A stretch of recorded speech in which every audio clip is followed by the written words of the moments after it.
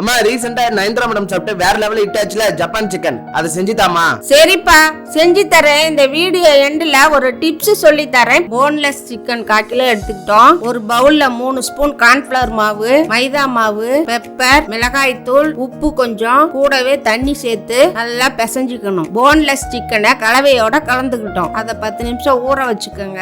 கொஞ்சம் முந்திரி பருப்பை எடுத்து பொடியாக்கி வச்சுக்கோங்க. அடுப்புல வானல் வச்சு கொஞ்சம் எண்ணெய் ஊத்தி சிக்கனை பொரிச்சு எடுத்துக்கணும்.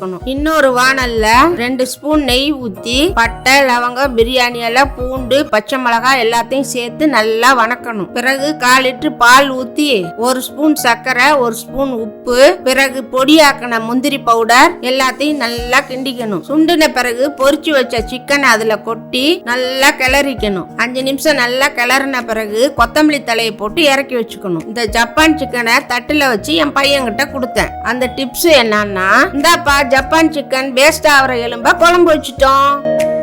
சூப்பரா இருக்குமா, வேற லெவல் டேஸ்ட்.